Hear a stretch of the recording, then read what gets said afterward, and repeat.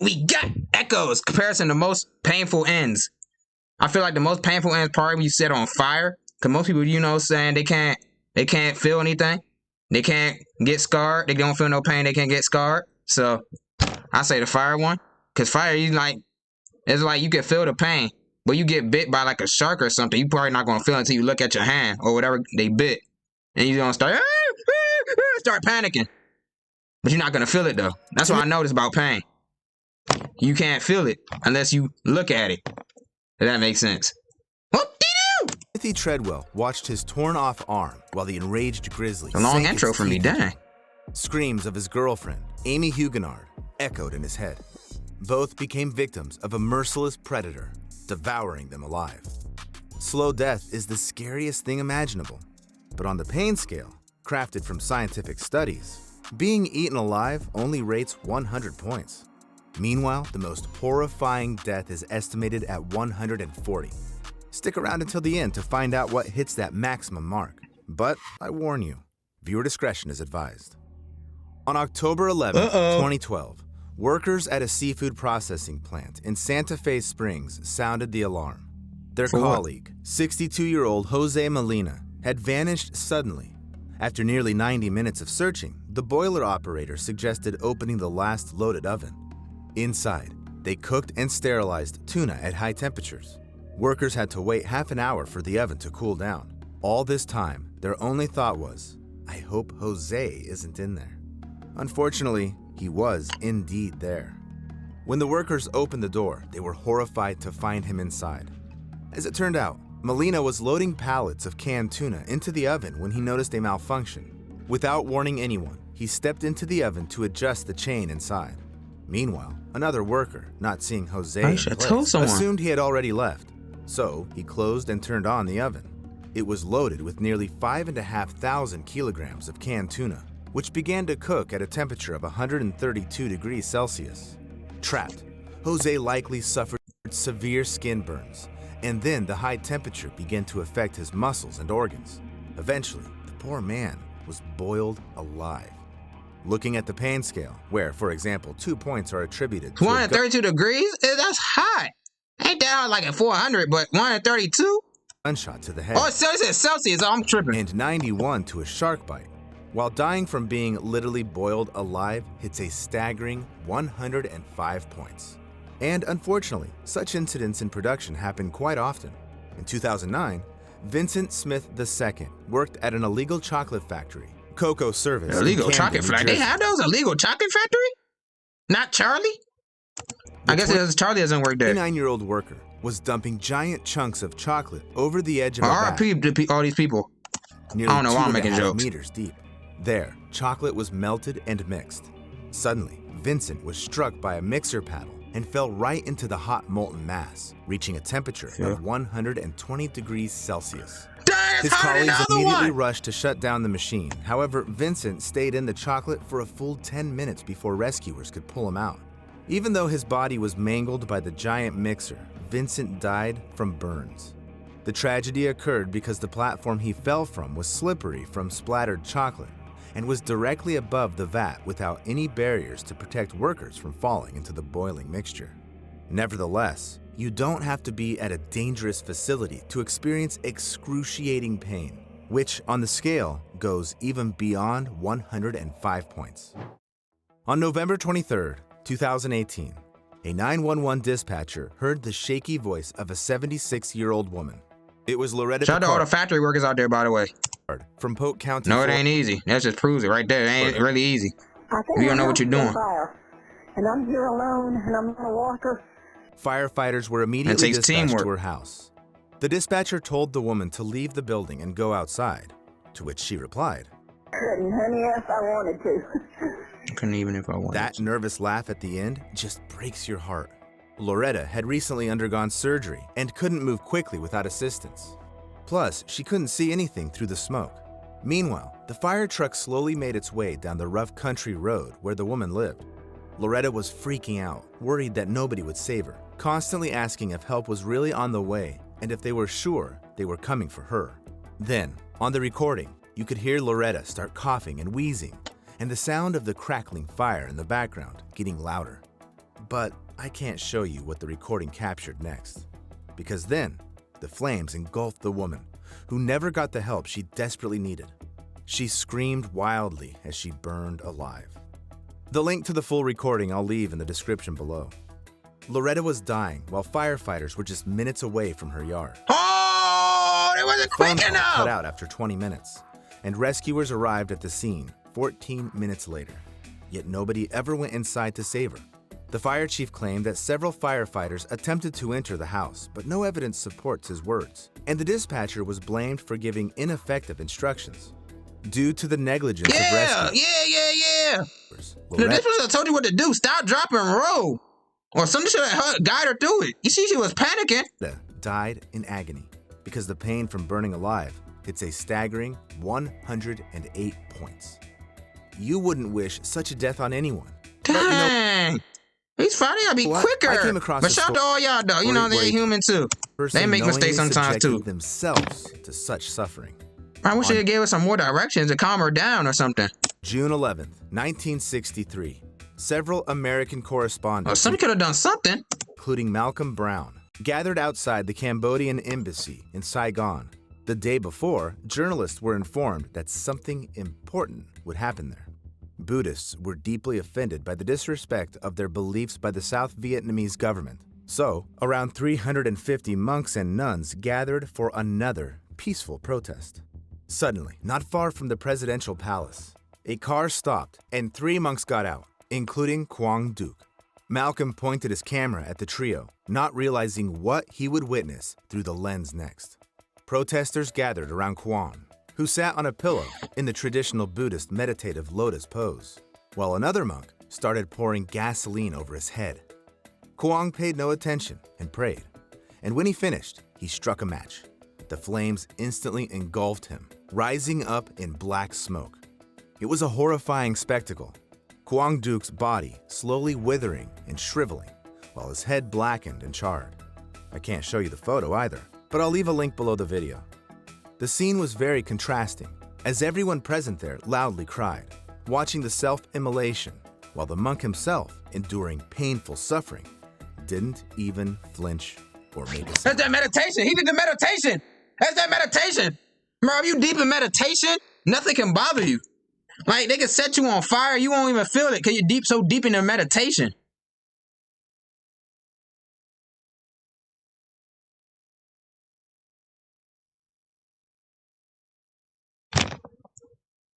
I bet he didn't feel not one thing. He just died. Whether it was He just meditation, he didn't feel any pain because he was in meditation. Like he was like on this dimension, because he was in a different dimension when you meditate. So he was on like this dimension, just like when you dream, you're on a different dimension. But when you're on this dimension right here, you're gonna feel the pain. But you're on a different dimension, you're not gonna feel it. skills or inner spiritual strength that helped the monk endure the agony of his impending death. Yep, I it's know like for it's just an inner spiritual strength. Yep. sure, an ordinary person wouldn't last like that, let alone endure the pain that hits 110 points. 110. In 2007, a 33-year-old woman from Hong Kong named Cecilia Chung climbed to the top of Nyiragongo volcano, located in the Democratic Republic of the Congo.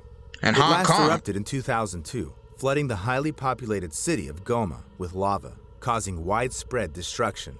Since then, the volcano had been relatively safe, so tourists from all over the world flocked to see its famous lava lake. It looks like cracked earth in the desert, with hellish streaks of fire rising from it. Cecilia climbed nearly 3,500 meters for this site. The woman was thrilled by the terrifying view of the lake and wanted to take a closer photo of it. To do this, she climbed over the edge of the crater, and suddenly, Cecilia slipped. She slipped. I know it. I know it. Fell down. Dang. However, flying about 200 meters, she hit a protrusion right above the lava lake. Cecilia felt piercing pain because the impact broke several bones. She was thrown into the heat, and it was almost Who threw her to impossible the heat? to breathe because she was too close to the lava, the temperature of which could reach 950 degrees Celsius. A helicopter, rescuers, and a volcanologist were sent to the scene. At first, Cecilia showed signs of life. However, the rescue operations were stopped due to poor visibility.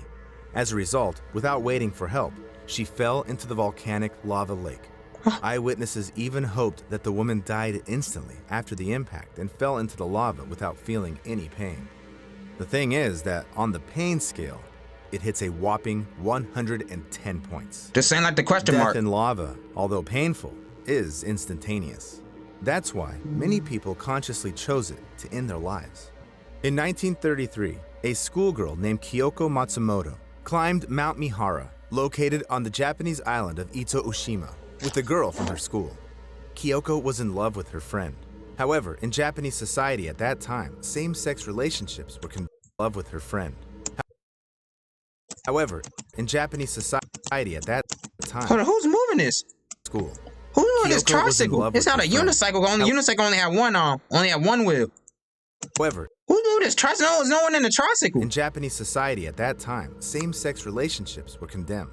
And this I oppressed just see a Kyoko ghost. so much that she didn't want to live anymore.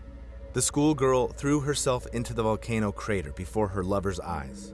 The scariest thing in this story is that the girl became a role model for many Japanese people who wanted to end their lives. By 1935, almost 1,300 people had lost their lives by jumping into Mihara, until the Japanese government built RIP to all those people, man. barriers around the area. Still, as countless stories Mental health is show, important. people often ignore such prohibitions. In 2016, Colin Scott and his sister, Sable, went on a tour to Yellowstone National Park, Where's that known at? for its geothermal spots. They really look fascinating, but In getting close to Arizona? them is dangerous. The water here may not be as hot as lava in a volcano, but But it's still, hot the water. 96 degrees reached by the So it's like a local jacuzzi. water bodies are enough to cause burns, Oh, that's not a jacuzzi then. What did you do? even kill a person. But Colin and Sable ignored numerous warning signs and crossed the restricted area. Suddenly, the guy slipped and fell into the hot water near the Pork Chop Geyser. Such a death is more painful than death in a volcano because, in a hot spring, it doesn't happen instantly, but slowly. Moreover, in almost all the park's water bodies, acid sulfate liquids are present to a greater or lesser extent. So when Scott's sister returned with a few rangers, only parts of her brother's head, torso, and arms were visible in the hot spring. By the next morning, Colin's body had completely dissolved. It seems that there couldn't be Yeah, I worse know. I know that's the highest right death there. suffering. But, in fact, there could be. Dissolving in a geyser is far from 140 points on the pain scale. On September 13th, 1987, in Goiânia, Brazil, the owner of a local landfill, Devair Ferreira, invited neighbors, relatives, and friends over to show them his interesting find. Devair showed them a strange powder. It was sparkling so mesmerizingly that guests rubbed it on their skin like glitter and took it with them to give to someone else. Yet none of them had any idea what this powder really was. So why would you rub it on your skin? The thing is, the man brought scrap metal, and someone brought from a neglected hospital a metal capsule to his landfill. But those who did it didn't realize they had taken it from a radiotherapy machine. Devair Ferreira ordered the capsule to be cut open, where he found the powder, which was actually radionuclide cesium-137. It is used in treatment to create a source of gamma radiation capable of affecting human cells. It's specifically directed at cancerous tumors.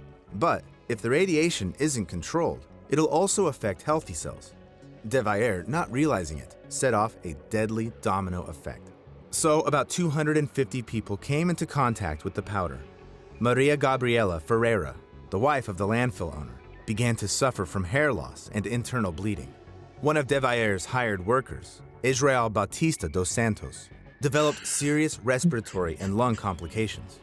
The other one, Admilson Alves de Souza, had his heart affected. However, the most affected was Devair's 6-year-old niece, Leide das Neves Ferreira. She was placed in an isolated hospital room, but the staff was afraid to approach the child. The girl gradually developed swelling in the upper part of her body, hair loss, kidney and lung damage, and, just like Gabriela, she suffered from internal bleeding. On the pain scale, these feelings hit a whopping 125. Man, why would you rub it against your skin if you don't know what it is? All the people who came into contact with the blue powder got various diseases, and this quartet later died. All the items touched by people who came into contact with the powder were buried in a repository on one of the city's mounds and marked for use only in 300 years. Such cases in ordinary life are pretty rare, but people who work directly with radioactive elements risk painfully dying literally every day. On August 21st, 1945, less than 2 weeks after the bombings of Hiroshima and Nagasaki, Harry Daghlian was working with the plutonium core at the Los Alamos test site in New Mexico. He used tungsten carbide bricks to create a barrier around it because the bricks reflected neutrons coming out of the radioactive plutonium back. But when he started laying bricks around the core, he suddenly dropped one of them right on him. At that moment, the brick caused an uncontrolled nuclear fission chain reaction. It covered the scientist with a deadly dose of radiation of 5.1 sieverts. After receiving a radiation burn, a person experiences countless excruciating sensations at once. Y'all hear a little doom. That means I'm using my phone and my camera, so y'all might hear some of my notifications. And blisters and ulcers, by the way. After which the vessels in it burst, and the person dies. In addition, due to the high dose of radiation, you feel how each of your organs slowly fails until you die. And that's exactly what happened on the 25th day of Harry Daghlian's suffering. The slow death from radiation and all the previous steps on the pain scale are united by the fact that these pains weren't inflicted intentionally on the victims. However, fortunately, you cannot accidentally expose yourself to suffering that is at the maximum mark of 140 That's minus 140? Even if you find yourself in the mouth of a volcano or in the heart of a nuclear reactor. So, the most painful sensation in the world is skinning. This refers to a specific torture. Before it, the skin was softened using sunburns or hot water. Then, the torturer made incisions starting from the least sensitive parts of the body and ending with the delicate skin of the face. The process was designed to keep the victims alive as long as possible, maximizing pain. Eventually, death could occur from blood loss, shock, or infections. But such a method of punishment has existed for quite some time, since the times of the ancient Assyrians, and up to medieval Europe. Nowadays, they don't do it anymore. At least, it's definitely prohibited by law. Write in the comments what caused you the most pain, and subscribe to my channel if you have nerves of steel and love scary stories from the lives of real people. RP to all those people. Unfortunate. Shout out Echoes. They said the what do you say? Which one was the highest one? I don't want to see those videos. No, I don't want to see those videos, man. The vibration caused the highest pain. Cause you died slowly. It took you 25 days to die. And you probably didn't even know it, unfortunately.